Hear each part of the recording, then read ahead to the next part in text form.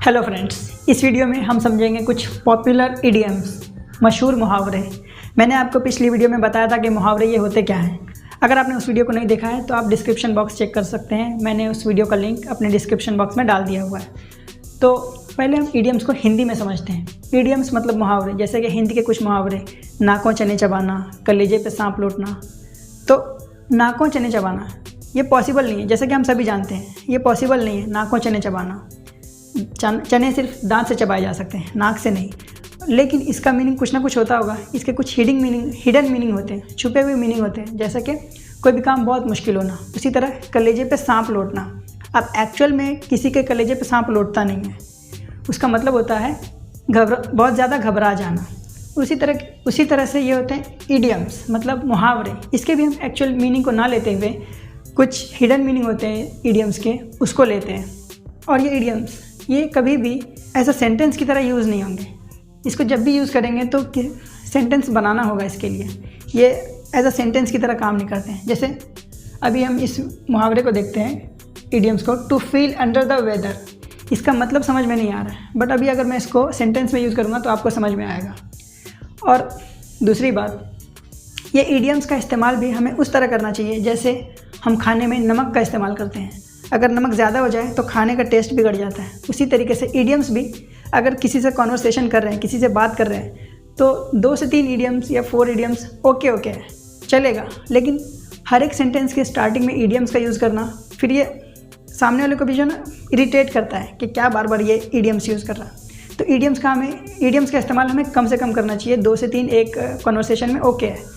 तो शुरू करते हैं आज का ये वीडियो। Let's get into it.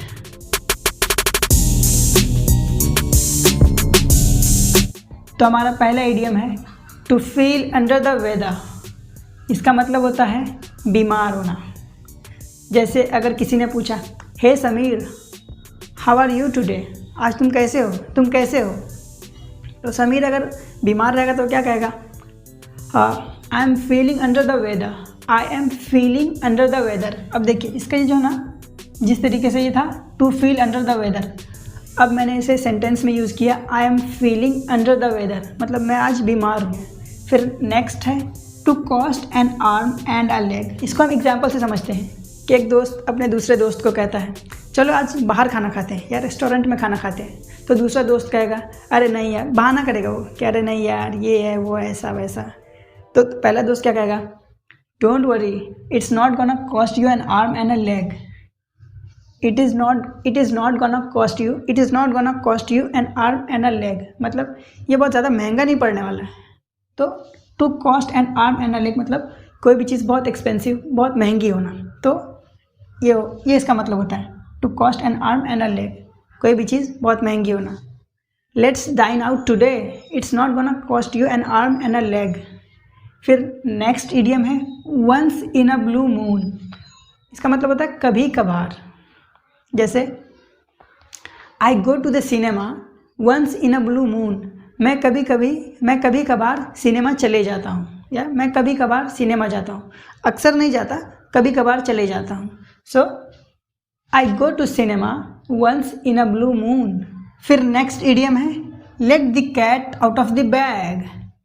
Late the cat out of the bag. इसका मतलब होता है राज जाहिर करना, सीक्रेट किसी को बताना। तो जैसे मैं अपना राज किसी को कह रहा हूँ, जैसे मैंने अपने दोस्त को अपना राज बताया और मैं उसे कहूँगा कि ये किसी और को मत बताना, तो उसे मैं क्या कहूँगा? Don't let the cat out of the bag. Don't let the cat out of the bag मतलब मेरा राज, मेरा सीक्रेट और किसी को मत बताना। फिर नेक्स्ट है piece of cake. Piece of cake मतलब हलवा। जैसे कोई भी काम अगर हलवा है तो उसे हम क्या कहेंगे? Piece of cake. जैसे riding a bike is a piece of cake for me. Bike चलाना मेरे लिए बहुत हलवा है, मतलब बहुत आसान है। पीस ऑफ केक मतलब होता है आसान, कोई भी चीज़ जो आसान है तो उसे हम कहेंगे पीस ऑफ केक। तो ये थे कुछ पॉपुलर इडियम्स। तो इसे प्रैक्टिस करें, और जैसे कि मैंने यहाँ पे लिखा है, practice makes a man perfect. जितना ज़्यादा आप प्रैक्टिस करेंगे इन सब चीज़ की, उतनी आसानी से इन सब इडियम्स को आप अपने सेंटेंस में, स्पोकन इंग्लिश में, कॉन्वर्सेशन में आप यूज़ कर सकते हैं। एंड गाइस मैंने प्लेलिस्ट भी बना दी है, तो फिर आप उस प्लेलिस्ट को भी चेक कीजिए जो मैंने डिस्क्रिप्शन बॉक्स में डाल रखा है। Thank you.